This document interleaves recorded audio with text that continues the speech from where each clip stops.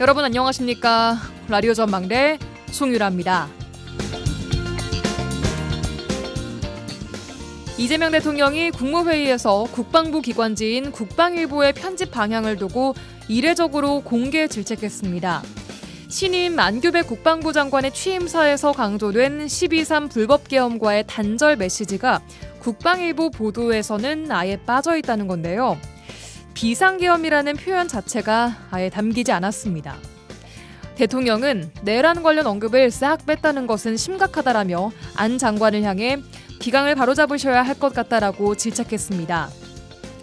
모든 언론의 보도 방향과 논지는 다를 수 있습니다만 국방일보는 국방부 산하 국방홍보원이 발행하는 매체고 장관의 의중을 군 독자들에게 왜곡 전달한 셈인데요. 국방일보를 발행하는 최일 국방홍보원장은 전에도 12.3 내란을 정당화하는 윤 전 대통령의 주장을 국방일보에 기재하라는 압력을 넣었다는 의혹을 받고 있고 최근 정치 편향적 행보로 국방부의 감사를 받고 있는 인물입니다. 국민의 세금으로 운영되는 국방부 산하기관이 그리고 그 기관을 대표하는 장이 과연 누구를 향해 서 있어야 할지는 당사자만 빼고 국민 모두가 알고 있을 겁니다. 오늘 라디오 전망대가 준비한 내용입니다. 지역 소식들 뉴스브리핑 통해 들어보고요. 이슈책 정치 한판 이어집니다. 잠시 후에 뵙죠.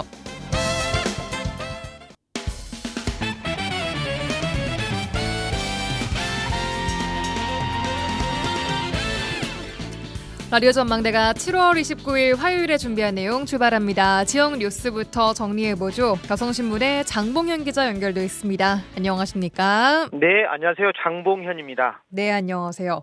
첫 뉴스부터 만나보겠습니다. 먼저 여수시 의원들 간의 폭력 사태로 전국적인 망신을 산 일이 있었죠. 자, 이 일 이후에 시민사회도 의원직 사퇴와 민주당의 공천 시스템 개혁을 촉구하고 나섰네요. 네, 그렇습니다. 여수 시민사회단체 연대회의는 이번 사건 관련 성명을 내고 책임자 처벌과 재발 방지를 요구를 했습니다. 예. 연대회의는 이번 사태가 행정의 감시자로서의 기본적인 윤리의식과 시민 대표로서 자격이 없음을 드러낸 것이라고 비판했는데요. 예.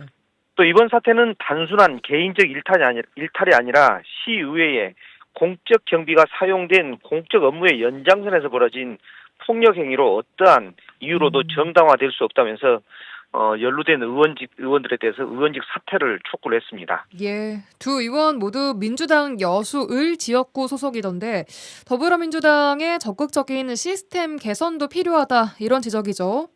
네, 맞습니다. 시민단체 연대회의는 민주당은 개혁적인 민주적 공천 시스템으로 전면 개편할 것을 요구를 했습니다. 예. 이번 사태는 누구라도 민주당의 깃발만 들고 나오면 당선될 수 있다는 그릇된 인식 속에서 민주당의 공천을 받기 위한 갈등이 폭력 사태를 촉발시킨 것이라고 규정을 했는데요. 예. 그러면서 민주당은 공천 시스템을 민주적으로 개혁하고 여수 시민을 위해 일할 수 있는 참된 인물을 공천하라고 촉구를 했습니다. 예. 또 중앙당 차원의 당원 자격정지 1년이라는 처벌 수위에 대해서도 솜방망이 처벌이자 여수 시민을 우롱하는 처사라고 비판했는데요. 예.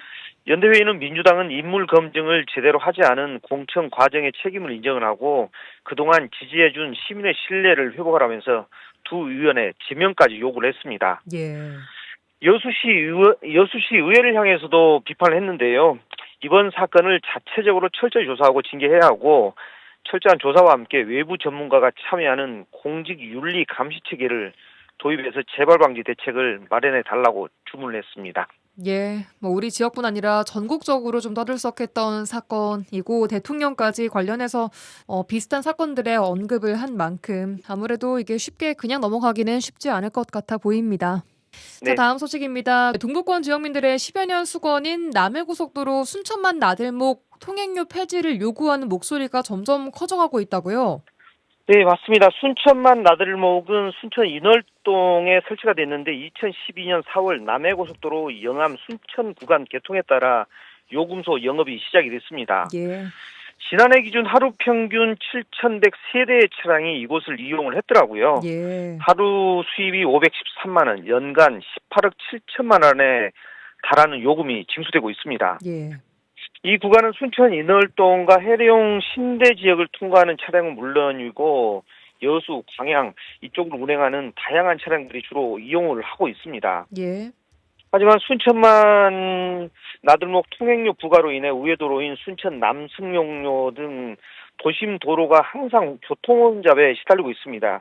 그래서 지역에서는 계속 통행료 폐지를 요구하는 목소리가 10년 이상 이어져 왔었거든요. 예, 그동안 뭐 말씀하신 대로 10년 가까이 10년 이상 지역 정치권에서 계속 통행료 폐지를 요구해 왔었고 또 올해 들어서도 움직임이 있었죠.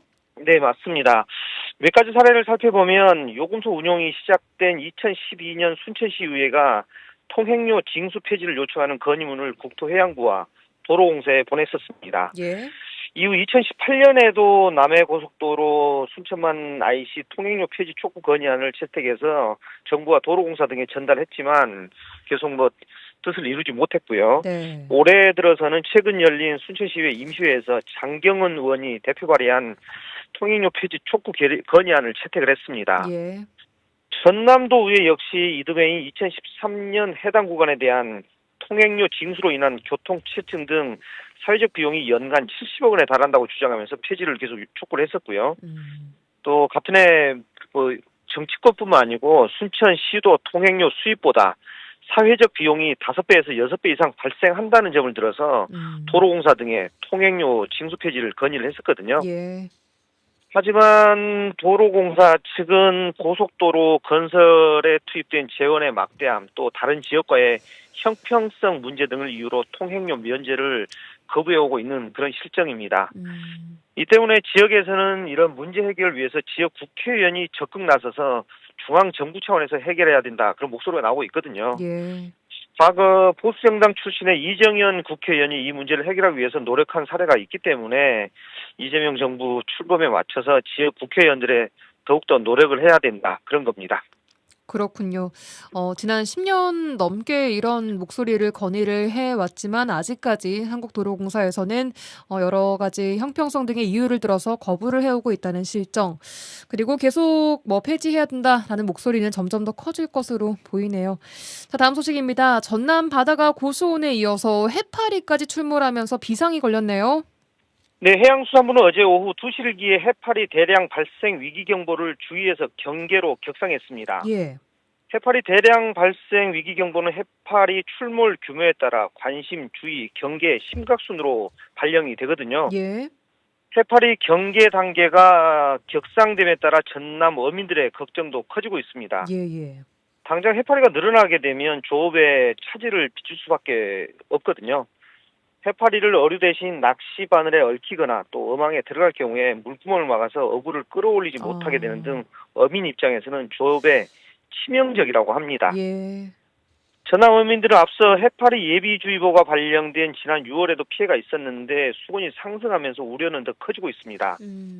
고흥 지역 일부 어간은 이미 6월 해파리로 인해 새우조망을 망쳤고 다른 자망어업들도 큰 피해를 보고 있는 그런 상황이라고 합니다. 네, 어제도 얘기했던 것처럼 이 고수온으로 인한 피해에다가 방금 말씀하신 해파리 문제까지 어민들이 이중고를 겪고 있는 만큼 피해를 예방할 수 있는 다른 대책들 좀 나와줘야겠습니다. 여기까지 듣겠습니다. 뉴스브리핑 여성신문의 장봉현 기자였습니다. 고맙습니다. 네, 고맙습니다. 지역의 이슈를 직접 체크해드립니다. 이슈 체크. 네, 오늘도 이슈체커 김지연 리포터와 함께하겠습니다. 어서 오세요. 안녕하세요. 네, 오늘은 어떤 이슈 체크를 해볼까요? 오늘의 이슈 체크. 국동항 수변공원 안전피해는 시민이, 관리는 누구인지 체크해봤습니다. 네, 국동항 수변공원이라고 하면 정확히 어딘가요? 국동항과 어항단지 사이에 있는 공원이라고 생각하시면 됩니다. 가보신 분들은 아마 아실 겁니다. 네. 자, 최근 이 국동항 내에 녹슬고 방치된 선박들과 관련해서 어항 정비 사업이 진행되는 움직임도 보이고 있는데 네. 이 시민들을 위한 공간인 국동항 수변공원도 시민들의 이용에 지금 상당히 불편을 주고 있는 상황이라고요. 네, 이 국동항은 국가 어항이에요. 어민들을 위한 시설이죠. 예. 하지만 이 국동항 또 수변공원은 지역 대표 휴식 공간이 되면서 인근 주민들, 물론 시민 또 관광객들까지 이 아름다운 항구의 모습을 보기 위해서 찾는 그런 곳이기도 합니다. 네, 국동항 뭐 예쁘죠. 네. 또 근처에 맛집도 많이 있습니다. 네. 그렇다 보니까 그 근처에는 꽤 많은 관광객들이 오고 있는 걸로 알고 있는데 네. 주민들이 요즘에 이용하는지는 모르겠습니다. 어떤 민원이 좀 들어와 있나요? 공원 그늘막을 만들어서 앉을 수 있도록 조성되어 있는 곳이 있는데 이것도 잡초와 꽃들이 너무 높게 자라서 앉을 수 없었습니다. 예. 근데 인근으로 나무 벤치들이 자리 잡고 있는데 이것들도 시설물 몇 곳은 흔들리거나 또 아니면 나무가 깨져서 휘어져 있더라고요. 사람들이 앉아야 되는 벤치에. 네, 그렇죠. 그리고 그 응급 상황 발생을 대비해서 국동항 종합 안내판에는 그동안 자동 제세동기가 있었거든요. 이거 노끈으로 묶여 있었고요. 예. 이제 대표 조형물로 손꼽히는 하나가 있는데 상어와 잠수사 조형물이거든요. 그 보신 분들은 아시겠지만 네. 입 벌리고 있는 상어 한 그 얼굴 정도 크게 있고 잠수사 네. 한 분이 같이 서 있는 그런 맞습니다. 조형물이죠. 네. 발 부분이 바닥에 좀 뜯겨 있어서 위험해 보였어요. 그리고 이제 팔이나 손가락이 부러져서 파손이 되어 있고 이동을 해야 되는 상황인가 봐요. 그래서 아무도 만지지 못하게 밧줄로 묶여 있었던 상황이고요. 이게 뭡니까? 또 그늘을 만들어줄 수 있는 그런 공간들이 예. 있어요. 이것도 목재가 부러져 있거나 또 천장이 없는 곳도 있었단 말이에요. 천장이 원래 있어야 하는데 그 그렇죠. 부분이 깨지거나 좀 파손. 네, 아예 돼서? 날아가 버린 상태였나 봐요. 그래서 그늘막으로서 또 비를 막을 수도 없어 보였고요. 이렇게 좀 수변 공원을 찾은 이용객들 이야기 좀 담아봤습니다. 전주에서 왔는데 그 아까 남산공원 갔을 때 바다랑 건물들이랑 배가 지나갔었는데 그 해외 같다는 생각이 들었어요. 쉴 수 있는 공간이 없는 것 같아요. 그냥 벤치 같은 것도 좋긴 한데 그냥 앉으면 더운 날씨에는 그 의자도 뜨겁고 하니까 그 바람 같은 거 나오는 그런 거 있으면 좋겠어요. 풍경은 좋았는데 너무 덥다 보니까 그늘이 좀 있으면 좋겠어요. 원래 바닷물을 맞으면 빨리 썩는 거예요. 소금기가 있으면 빨리 오시게 돼요. 돈도 많이 들고 인공으로 만들어 놓으니까. 위치가 저기는 있잖아요. 사람이 몰라요. 그늘막이 있죠. 저것도 잘못됐어요. 거기 있으면 햇빛을 차단을 못 해줘요. 5, 6년이 있었거든요. 그때는 있잖아요. 사람이 좀 많이 있었습니다. 여기 안전요원이 있잖아요. 그런 사람들은 좀 배치가 돼야 돼요. 그렇죠? 가족들이랑 놀으면 좋잖아요. 그렇죠? 모여서 이렇게 먹기도 하고 그러는데 그런 게 이제 막 쓰레기 때문에 문제가 된 것 같은데 공원이니까요. 예, 이 관광객 분들의 이야기 그리고 주변에 살고 계시는 주민분의 이야기인 것 같아요. 마지막은. 네, 맞습니다. 옛날에는 활성화돼 있었는데 지금은 그렇지 않다라는 말씀도 주셨습니다.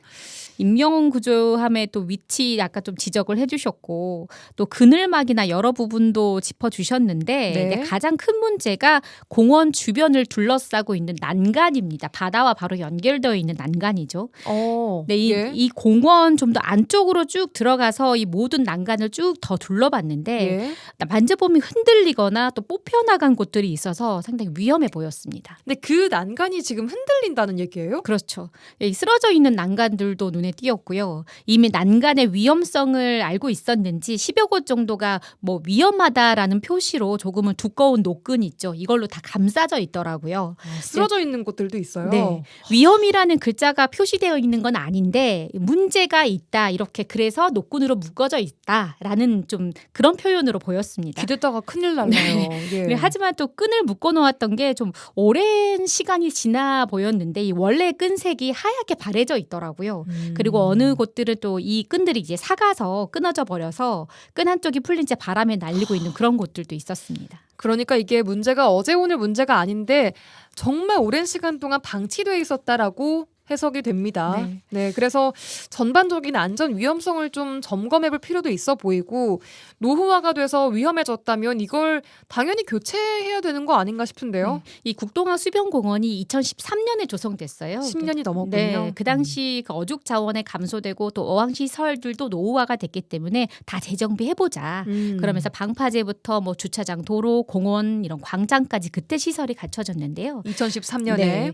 현재 국동항 수변공원 국방공원의 지정권자는 해양수산부입니다. 지정권자라는 게 만들어진 주인인 거죠. 예. 네. 근데 관리는 여수시가 맡고 있습니다. 안내판에 그렇게 명시되어 있어요. 애매하네요. 예. 그래서 어떻게 관리되고 있는지 또 유지보수와 관련해서 여수시 어항시설팀에 문의해봤습니다. 김정식 주무관입니다.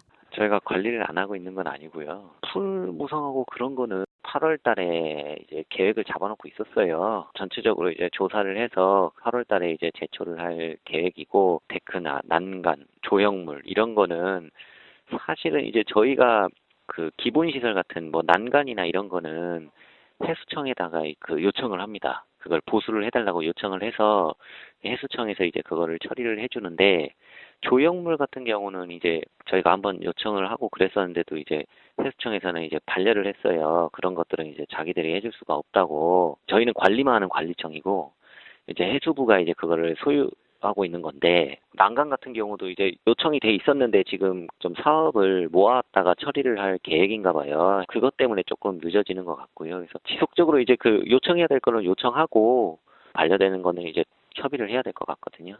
자, 첫 번째 대답이 관리를 안 하고 있는 건 아니고요 였습니다. 그러니까 관리를 시 나름대로 하고 있다라는 거예요. 네.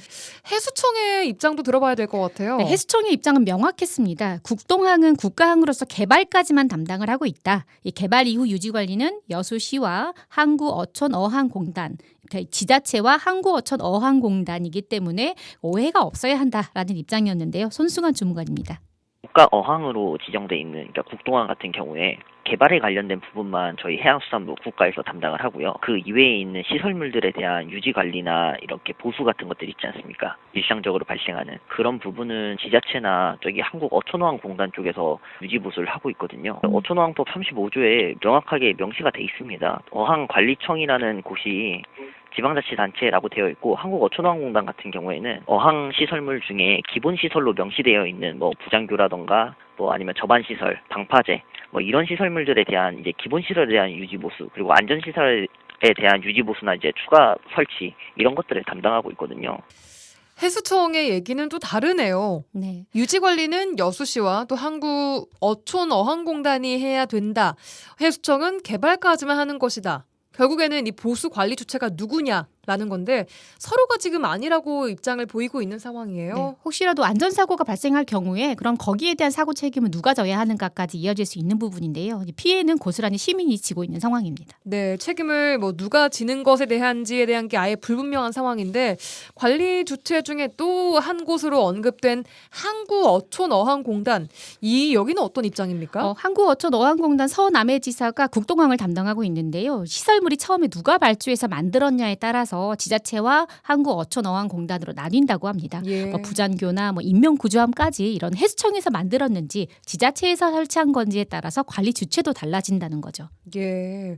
어떻게 보면 공간 조성을 해서 활성화시키기 위한 노력은 있었지만 끝까지 유지가 되고 있지 않은 채 방치되고 있다는 생각을 지울 수 없고, 굉장히 행정 자체가 소극적으로 좀 진행이 되는 것 같다. 또 시민 친화적으로 이루어지지 않는 것 같다라는 생각이 들어요. 네, 이거 안전관리에 대한 부분도 이제 한국어촌어항공단으로 어떤 의뢰가 들어온 거는 아직은 없다고 합니다. 공문이 온 것도 없고요. 예. 네, 지자체 입장에서 본다면은 여수 국동항 수변공원이 제대로 활성화되지 못하는 상황에서 현재 또 내놓은 방안이 있어요. 야간 경관 공모 사업이었는데. 야간 경관이요? 네, 이 여수 남산공원과 국동항 수변공원을 이어서 장도까지 야간 경관을 조성해서 2027년까지 마무리할 계획을 갖고 있습니다. 이게 지금 야간 경관할 때가 아닌 것 같은데. 이 모든 것이 이런 공간들을 활성화하기 위한 그런 노력이거든요. 예. 그런데 이렇게 조성된 이후에 진행되는 이런 시설 파손에 대한 부분은 시민들과 또 안전과도 연결되어 있기 때문에 이렇게 하루빨리 좀 관리 주체를 정해서 책임 소재를 명확히 할 필요가 있어 보입니다.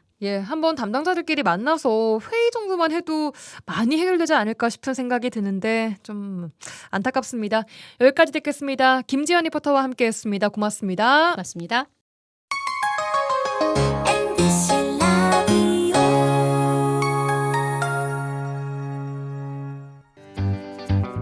지영민과 함께하는 친절한 시사. 여기는 여수 MBC 송유라의 라디오 전망대입니다.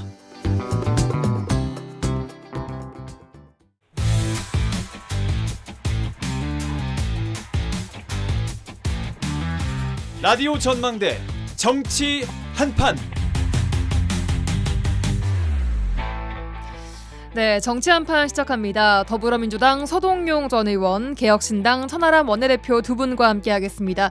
두 분 어서 오십시오. 안녕하십니까? 반갑습니다. 서동용입니다. 네, 천하람입니다. 예, 반갑습니다. 자, 먼저 서 의원님 한 주간 잘 보내셨습니까? 예, 잘 지냈고요. 저는 이제 주말에는 서울 가서 또 지인들을 좀 만나서 이야기를 나누고 왔는데. 주말에 너무 더웠는데요. 예. 근데 이제 이렇게 더운 와중에 또 몇몇 친구들이랑 관악산을 올라갔었어요. 그래가지고 혼나고 내려왔습니다. 건강 잘 챙기셔야 합니다. 예, 그래야 될 것 같더라고요. 예, 건강 잘 챙기시고요. 천 대표님께서는 이제 이틀 전에 이준석 대표가 당대표로 선출되면서 이제 좀 직함이 짧아졌습니다. 제가 소개하기도 조금 좀 용이해진 것 같은데 예, 네. 좀 어떠십니까? 네, 제가 말씀드렸던 것처럼 당대표 권한대행 겸 원내대표, 또 선거 때는 심지어 거기다가 상임선대위원장까지 하느라고, 언론인 분들이 그런 얘기 하시더라고요. 기사 쓸 때 분량이 조금 모자라면 제 직함을 풀네임으로 쓰시곤 했다고. 그래서 분량 채우기 좋았다 이런 말 하시는 분들도 계시는데, 예.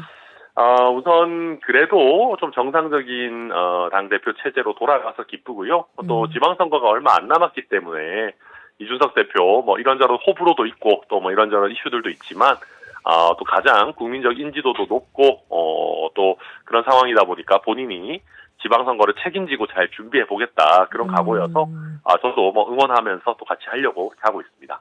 예, 말씀하신 대로 이준석 대표가 당대표 선출되자마자 좀 이슈들이 있습니다. 이야기를 해보도록 하죠.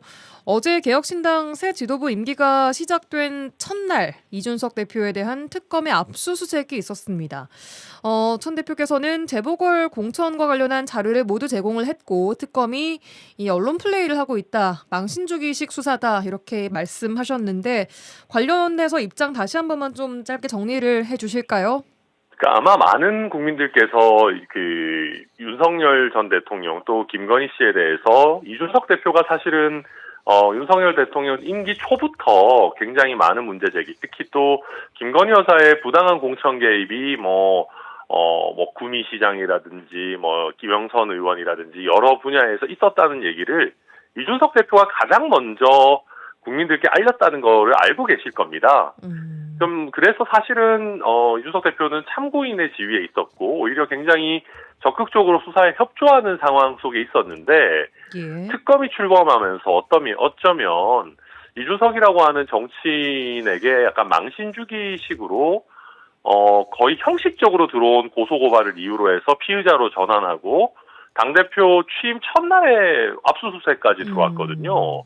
그러니까 저희 입장에서는 오히려 저희가 어떤 의미에서는 공익제보자에 가까운 입장에 있는 상황인데 이걸 이런 식으로 저희와 협의를 하거나 자료 제출을 요구하거나 이런 과정도 없이 당대표 임기 개시하는 날에 압수수색이 들어온다? 이거는 좀 너무 앞뒤가 안 맞는 것 아니냐. 저희가 뭘 감추려고 하는 입장이었다면은 모르겠는데 좀 이해하기 어려운 상황이라 저희로서는 좀 굉장히 당혹스러운 그런 상황입니다. 일단 이준석 대표의 입장이 중요할 것 같은데 걱정하지 말라는 식의 당 내부적으로 메시지가 좀 있었습니까? 우선 참 재미있는 정치인이라고 저도 느끼는 게요. 자택에 압수수색이 새벽 6시에 들어왔는데 예. 그러고 그냥 이렇게 휴대폰을 어떻게 제출했는지 모르겠습니다. 이게 압수를 당한 건지 이미 제출한 건지 저도 확인해 보진 않았는데 네. 본인 핸드폰을 새벽 6시경에 특검에 주고 바로 8시에 예정되어 있던 방송을 갔더라고요. 예. 그래서 압수수색을 당하고 있는데 방송을 출연한 거의 맞아요. 최초의 정치인 아닌가. 동시에 이루어졌습니다. 예. 네, 그래서 거기 가서 본인은 그렇게 협조도 잘하고 이렇게 해왔는데 왜 갑자기 특히 당대표 취임하는 날 저희 당 입장에서도 당대표가 새로 취임하니까 이런저런 행사들을 기획해놓고 있지 않았겠습니까? 예. 이거를 이렇게 다 무산시키는 거는 좀 너무 공교롭지 않냐.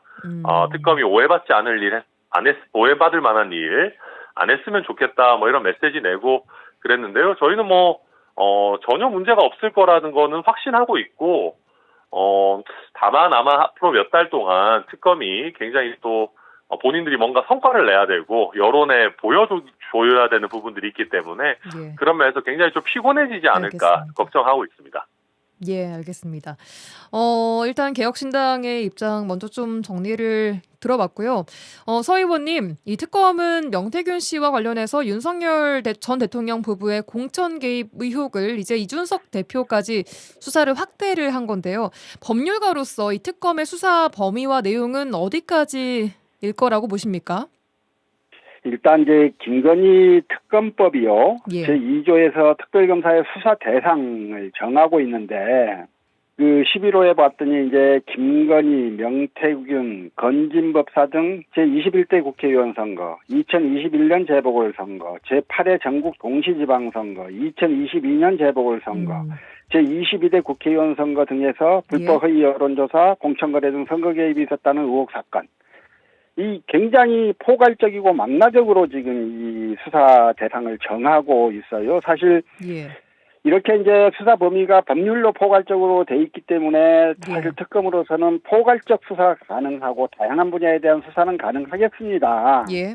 그러나 이 법을 처음 만들 때 이 입법의 필요성이 거론되고 입법을 쭉 해가는 과정에서 이 법을 통해서 달성하고자 했던 목적이 있을 거예요. 예. 그 목적에 집중해서 수사를 해야 되지 마구잡이로 수사를 좀 넓혀 나가는 건 그건 좀 옳지 않을 수 있겠다. 예. 말하자면 수사에 좀 절제가 필요하다는 건데요. 예. 최소한 그 윤석열 정권 검찰과 좀 다른 모습은 보여줘야 되는 게 아닌가라는 생각이 좀 있습니다. 예. 그래서 그런 주문을 좀 하고 싶고요. 예. 이준석 대표의 경우는 사실 이제 2022년 재보궐선거 당시에 당대표였기 때문에 어쨌든 특검으로서는 뭔가 확인을 좀 할 필요는 분명히 있었던 거는 같고요. 예. 근데 이준석 대표 스스로 이제 수사를 어느 정도 예견했는 것인지, 아까 그 천하람 그 전 대표도 말씀을 하셨던 대로 그날 바로 방송도 하고 다 또 그러기도 했거니와 태도가 전체적으로 굉장히 뭐 별로 쫄리는 기색도 없이 여유롭더라고요. 예. 그래서 이건 뭐 시기가 좀 공교로워서 개혁신당 입장에서는 좀 불쾌할 수는 있었겠습니다만 예. 크게 이 과정 자체를 좀 부당한 수사다 이렇게 받아들이는 분위기는 아닌 것 같아서 이 문제는 또 그런 정도로 서로 이해하고 좀 지나갔으면 좋겠다는 생각은 있습니다. 예, 이준석 대표에 대한 기소까지 갈 거라고 보십니까? 아직 모르겠어요. 이제 수사 내용을 저희가 모르니까요. 네. 그 명태균 씨가 주장했던 내용들이 있고 이준석 대표가 지금까지 해명했던 내용들이 있는데요. 예. 수사를 통해서 좀 밝혀지면 그 결과 따라 좀 처리되지 않을까 싶습니다. 알겠습니다. 자, 그렇다면 이 지금 민주당 일부에서 나오고 있는 이준석 대표 국회 체포 동의안 얘기는 어떻게 보십니까, 서 의원님? 부적절하다는 생각이 있어요. 첫째는 김용민 의원은 당대표도 아니에요. 근데 동의를 개인적으로 자기 입장을 밝히는 건 모르지만 그 표현된 내용으로 봐서는 마치 당이 그렇게 해줄 것처럼 자기가 당대표나 된 것처럼 이렇게 좀 오버하는 게 아닌가 싶은 생각이 있고요. 지금 박찬대 의원이 지금 당대표 선거에서 좀 불리합니다. 그러니까 불리함을 극복하기 위해서 강경 모드로 좀 전환해 있는 상태인데 그 일환으로 지금 체포동의안 이야기를 한 게 아닌가 싶고 박찬대 후보가 이렇게 세게 나가니까 또 정청래 의원도 또 강경 지지자들, 강성 지지층들을 좀 달래기 위해서 이렇게 하는 것 같은데요. 저는 이제 이분들한테 지금 이 김건희 특검법에 개혁신당이 적극적으로 동의하고 같이 협조해서 지금까지 왔던 거 아닙니까? 그러면 수사 내용이 아직 밝혀지지도 않은 상태에서 이런 발언들을 좀 하는 건 좀 상대당을 사실은 좀 조롱하고 좀 놀리는 것 같잖아요. 그래서 좀 옳지 않은 태도다 이런 생각이 들었습니다. 알겠습니다. 자, 어제 경기도 의원이었던 최호 전 의원이 공천 개입 관련해서 사망하면서도 충격을 주고 있습니다. 특검은 최호 전 의원과의 일체 접촉을 한 사실이 없다라고 밝힌 바 있는데 한편 또 윤상현 의원도 15시간에 가까운 특검 조사를 받았다고 전해지고 있습니다. 이 특검이 윤 대통령 부부의 공천 개입과 관련한 증거를 지금 어느 정도 확보했다고 볼 수 있을까요, 전 대표님? 저는 뭐 상당히 있었을 거라고 봅니다. 그러니까 이게 지금 일단 윤상현 의원 같은 경우에 재보궐 그 공관위원장이었기 때문에 윤상현 의원의 구체적인 진술이 나온다라고 하면 이미 그 자체로 상당한 증거라고 볼 수 있거든요. 왜냐하면 우리가 뭐 대통령의 공천 개입이라는 거는 참 우리 정치에 만연하기도 했습니다만은 어쨌든 그게 문서로 하는 게 아닙니다. 이게 뭐 우리가 공천 개입하면서 뭐 공문 보내가지고 누구 공천해달라 이러는 경우는 없거든요. 그러니까 다 말로 이루어지는 것인데 당시에 책임 있는 자리에 있던 사람들의 구체적인 진술이 그만큼 중요한 겁니다. 근데 이제 윤상현 의원이 기존의 입장과 달리 보도에 따르면은 뭐 윤석열 전 대통령의 관여를 사실상 인정하는 형태가 됐다고 하면 저는 이미 수사가 상당 부분 진척된 것 아니겠느냐 그렇게 보여집니다. 예, 서 의원님은 어떻게 보십니까? 예, 윤상현 의원이 거의 이제 뭐 진술해버린 것처럼 보도가 나왔던데요. 예. 그러면 뭐 명태균 발언 충분히 있었고 녹취도 많이 이제 확보가 되어 있는 것 같고. 윤 대통령 부부의 공천 개입 뭐 이렇게 빼도 박도 못하는 단계가 아닌가 하는 생각은 좀 있었습니다. 그런데 이제 윤상현 의원은 당시 공관위원장이었고 당시 당 대표가 이제 이준석 대표였기 때문에 사실 이제 이준석 대표의 그 진술이 이제 마지막 퍼즐을 맞추는 진술이 되겠지요. 이제 거기까지가 이루어지면 뭐 특검도 판단하기 좀 충분한 상황까지 좀 가지 않을까 이런 생각이고요. 어쨌든 이 수사는 그렇게 길게 남지는 않았겠구나 하는 생각은 들었습니다. 예, 알겠습니다. 자, 대통령실 기자단 이야기를 좀 해보겠습니다. 최근 대통령실 등록 기자단에 매체 3곳이 신규 등록도 했는데 이곳들이 민주당 지지자들이 주로 시청하는 유튜브 채널을 통해 취재물을 유통하는 매체라는 겁니다. 찬반 여론이 분분한데 두 분 생각은 좀 어떻습니까? 들어보겠습니다. 서 의원님. 예, 이제 이번에 그 논란이 된 이유는 이제 두 가지인 것 같아요. 하나는 기존 기자단과 협의 없이 대통령실이 특정 매체를 선정했다는 거고요. 또 하나는 그 매체가 대체로 이제 여권 친화적인 성향을 가진 것으로 알려져 있기 때문이다. 이런 건데요. 일단 대통령실은 뭐 정치적 고려는 없었다. 정치 상황과 무관하게 판단한 거다. 해당 매체들은 정식 언론사로 등록돼 있고 취재 조직과 보도 체계를 갖춘 거다 이렇게 이제 설명을 하고 있고 보수 성향의 유튜브 매체들도 동일한 요건을 충족하면 출입 신청이 가능하다 이렇게 밝히고 있단 말입니다. 그리고 실제로 과거 정부에서도 일부 유튜브 매체와 인터넷 언론이 청와대 출입을 허용받은 사례가 있기도 했고요. 이제 앞으로 야권하고 이제 언론단체들은 대통령실한테 이번 그 선정 기준하고 절차를 공개하라 이렇게 요구할 거고, 또 보수 성향의 매체들도 나도 하자 이러면서 계속 신청이 나설 텐데, 이런 것들을 어떻게 좀 기준을 제시하고 또 보수 성향의 그 매체들 출입 신청에 대해서 대응하느냐에 따라서 앞으로 이 문제가 이제 어떤 더 문제가 커질 수도 있고 적어질 수도 있을 텐데요. 어쨌든 대통령실의 유튜브 매체 출입 허용은 언론 자유를 확대한다는 측면에서는 긍정적이긴 합니다. 그러나 한편으로 그 정책 편중 우려라고 하는 부정적 측면이 있는 사안이기 때문에 대통령실에서 눈 가리고 아웅이 아니라 실질적으로 정확한 기준과 그 기준을 좀 제시하고 그 기준에 따라서 앞으로 일 처리를 좀 깔끔하게 매끄럽게 해나갈 필요가 있겠다 싶습니다. 서 의원님 개인적으로는 어떻게 생각하십니까? 많은 국민들이 조금 의아해할 만한 것이긴 해요. 그러나 유튜브 매체들이라고 해서 또 청와대 출입이 안 되는 건 대통령실 출입이 안 되는 건 아닐 테니까요. 앞으로도 더 많은 사람들이 신청하면 올바른 기준을 가지고 그 판단을 해주면 되는 거고 이번 이 판단이 그냥 일부 그 대통령에 대해서 우호적인 언론들에 대한 보훈으로 이렇게 처리되지 않았으면 좋겠어요. 그러니까 그런 오해를 사지 않도록 그 이후의 절차들을 좀 잘 처리했으면 좋겠습니다. 알겠습니다. 천하람 원내대표께서는 어떻게 생각하십니까?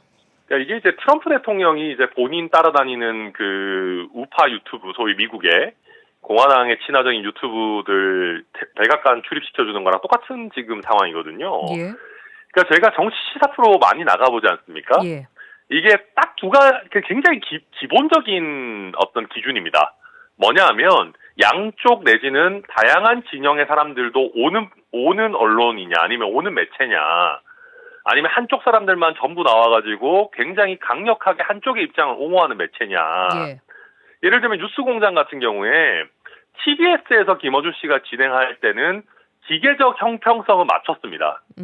어쨌든 거기는 레거시 미디어에 예. 뭐 속하는 그런 곳이니까요. 예. 근데 지금 뉴스공장 한번 보십시오. 그냥 완전 민주당 쪽 분들만 뭐 우르르 나와가지고 그쪽 얘기만 하는, 사실은 이게 균형 잡힌 언론이라기보다는 거의 한쪽 입장을 그냥 쭉 대변하는 스피커에 가깝거든요. 근데 그런 분들을 기존 레거시 미디어와 동등한 어떤 자격을 주고 뭐 같은 언론이다라고 인정해가지고 대통령실에 초대한다? 아니 그럼 기존 레거시 미디어들은 바보라서 그걸 안 하고 있는 겁니까? 예컨대 지금 종편이나 우리 지상파 방송들도 각 언론사마다 나름의 성향이나 뭐 어떤 정치적 이념성이 있다고 여겨지지만 예. 그래도 기계적 균형이나 형평성을 맞춘단 말이에요. 예. 그러면 레거시 미디어도 그런 규제 다 풀어줘야죠. 이렇게 손발 다 묶어놓고 그러면 한쪽 방향으로만 질주하는 유튜브들하고 어떻게 경쟁하라는 겁니까? 그러니까 대통령실에서 이런 어떤 엄연한 현실이나 레거시 미디어와의 균형을 고려하지 않고 아니 보수 유튜버도 오세요. 그거는 저는 굉장히 무책임한 상황이고 우리 사회의 정치적 양극화나 어떤 언론의 게이트키핑 기능의 약화를 초래할 거다. 저는 굉장히 우려스럽게 보고 있습니다. 예. 천 대표님, 그렇다면 국민의힘에서 극우 유튜버와 함께하는 당대표 후보 토론회 이런 건 어떻게 보십니까? 그런 것도 엄청 구린 거죠. 그러니까 이게 그런 겁니다. 정치인이라는 거는 본인에게 불편한 질문을 하는 언론사에 가가지고 인터뷰를 해야 되는 겁니다. 자기 잘했다고 짝짝꿍 해주고 오히려 더 세게 하세요, 더 극단적으로 하세요라고 북돋아주는 데 가가지고 화이팅하고 오는 게 정치인과 언론의 관계가 아니에요. 예. 그런데 지금 더불어민주당의 여러 주류 정치인들도 그렇고 국민의힘의 심지어 당대표 후보들도 전부 자기한테 우쭈쭈 해주는 데만 가가지고 거기서 에너지 받고 오겠다는 거거든요. 그러면서 이제 강성 지지층의 지지를 손에 얻겠다는 건데 그런 식으로 가면은 우리 정치가 정말 그냥 정말 양극단 혐오 정치밖에 안 남는 거죠. 그래서 저는 굉장히 걱정스럽게 보고 있고요. 특히 민주당에 비해 국민의힘이 더 최악입니다. 무슨 얘기냐면 민주당은 어쨌든 이기고 있는 정당이에요. 예. 자기들끼리 부흥회를 조금 해도 되는 여유가 있어요. 예.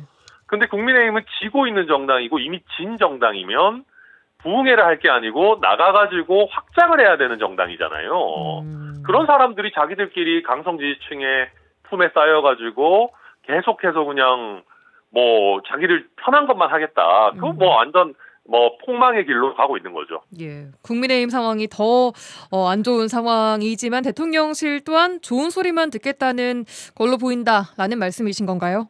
네, 그렇습니다. 알겠습니다. 서 의원님께서는 방금 말씀하신 천 대표님 말씀에 어떻게 좀 생각하십니까? 예, 일부 공감할 만한 내용들이 있어요. 예, 그러나 이제 과거 정권에서도 유튜브들이 청와대 출입했던 전례들이 있고 하니까요. 예, 어쨌든 이번이 지금 전하원 대표께서 말씀하신 그러한 우려와 문제점들 다 감안해서 청와대가 앞으로 정확한 기준과 원칙을 정해서 좀 출입기자단 선정하는 문제를 잘 풀어나갔으면 좋겠다 하는 말씀드립니다. 알겠습니다. 자, 각 당 전당대회 이야기로 넘어가 보겠습니다. 더불어민주당 전당대회가 닷새 앞으로 다가왔습니다. 정청래 후보가 앞서고 있는 가운데 이번 주가 승부처가 될 것으로 보입니다. 자, 서 의원님 먼저 이변은 없을까요? 정청래 의원이 될까요? 정청래 후보는 파이터 이미지를 가지고 초반 승기를 좀 잡았는데 이제 박찬대 후보가 초반 패배를 만회하기 위해서 국민의힘이나 내란 척결 메시지를 잇따라 내놓고 있지 않습니까? 이게 강경 분위기로 좀 치닫고 있죠, 두 분 다. 근데 이렇게 되면 사실 이제 두 후보 간에 그렇게 차이가 없고 차별성이 부각되지 않은 그런 선거가 돼버리는 건데 그렇다면 초기 승기를 잡은 사람이 좀 더 유리해지지 않을까. 아직까지는 정청래 후보가 좀 유리하다. 예, 근데 이제 문제는 지금 이렇게 강경 분위기로 가는 거가 대통령한테는 굉장히 부담일 수 있고 올바르지 않은 흐름일 수 있겠다 알겠습니다. 하는 말씀 좀 드리고 싶습니다. 예. 선 대표님께서는 국민의힘 상황을 좀 여쭤보고 싶은데 지금 현재 김문수 후보와 조경태 후보, 안철수 후보와 주진우 후보, 장동혁 후보 등 후보 난립 양상을 보이고 있고 오늘 나온 조사를 좀 보니까 김문수 후보가 좀 가장 앞서고 있는 상황입니다. 한동훈 전 대표는 불출마를 선언했습니다만 의사를 앞으로 좀 바꿀 수 있다고 보시는지 또 국민의힘 전당대회는 어떻게 갈 것으로 보이는지 좀 분석해 주시죠. 네, 우선 한동훈 전 대표의 입장이 바뀌지 않을 겁니다. 명확하게 그래요? 선언했고 이번에 본인이 나오더라도 사실 얻을 게 별로 없습니다. 총선 때도 아니고 뭐 그렇기 때문에 안 하기로 확실하게 마음 먹은 것 같고요. 결국 그렇게 되면 친한계의 나름대로의 지지를 받는 이제 조경태 의원이 어느 정도 약진할 것이냐, 뭐 그런 것들이 조금 관전 포인트인데 아무래도 한동훈 전 대표 본인이 출마하는 거에 비해 가지고는 간단치 않을 겁니다. 그래서 제가 지금 전망하기로는 김문수 후보가 좀 안정적으로 당선되는 흐름으로 가고 있는 것 같고 예. 결국 이게 과거에 황교안 대표 자유한국당이랑 비슷하게 굉장히 긴 암흑기의 시작이라기보다 이미 너무 많이 왔네요. 굉장히 긴 암흑기를 김문수 당대표 체제로 이어가지 않을까. 뭐 안타깝지만 그렇게 전망합니다. 약간 비관적으로 보시네요. 지금 상황을. 네. 국민의힘 네. 상황을. 알겠습니다. 자, 이 민주당 2명의 후보는 국민의힘에서 누가 당대표가 돼도 협치는 어려울 것 같다라고 이야기를 했는데 두 분께서 보시기에 그나마 뭐 협치가 될 수 있는 조합을 좀 찾아주신다면 뭐 누구 대 누구로 볼 수 있을까요? 서 의원님. 일단 그 민주당 여당의 당대표 후보 2명이 그럴 의지가 없어 보여요.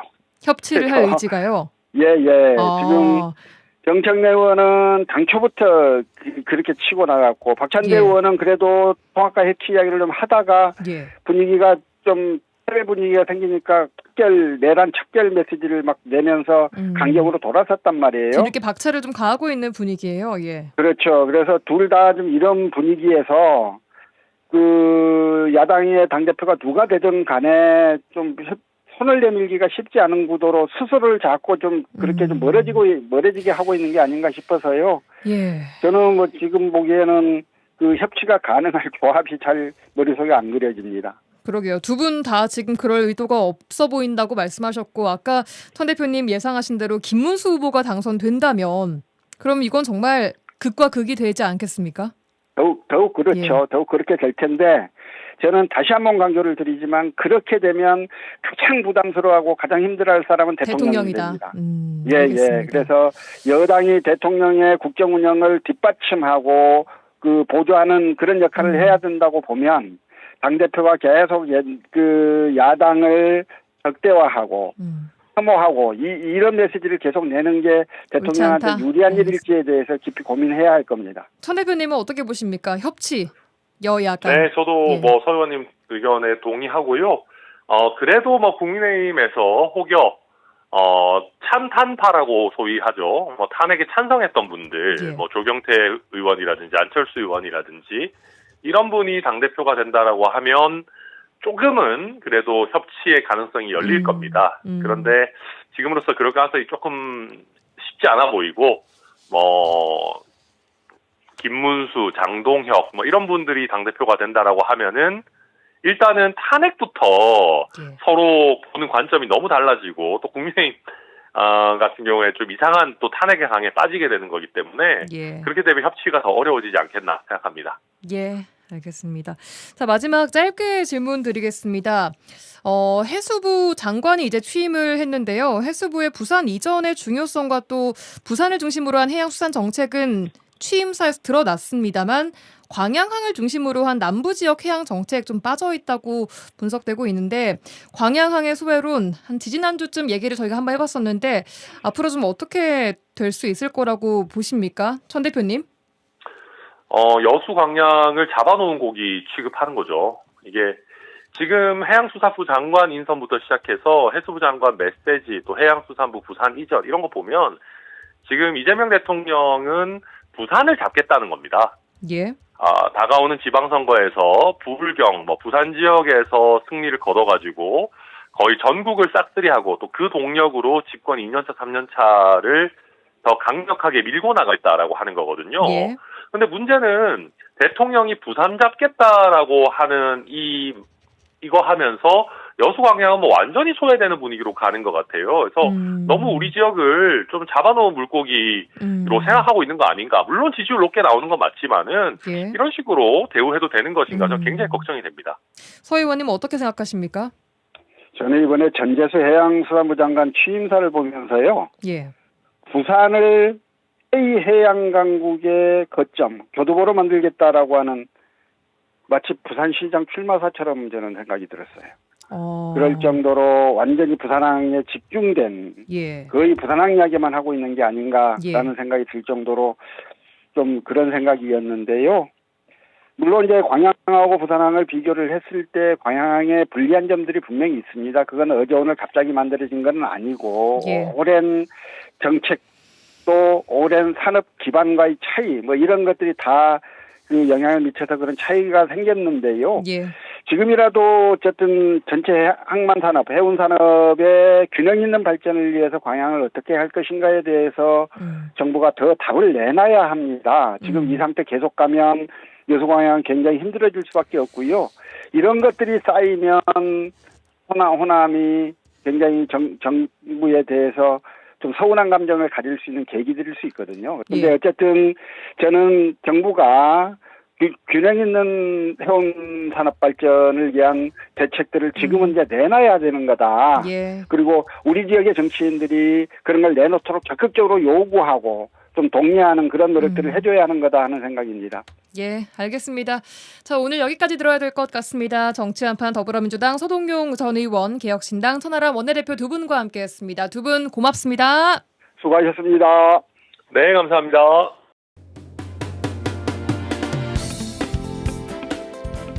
라디오 전망대가 7월 29일 화요일에 준비한 내용은 여기까지입니다. 저는 내일 돌아오겠습니다. 구성 이선화, 연출 송유라였습니다. 고맙습니다.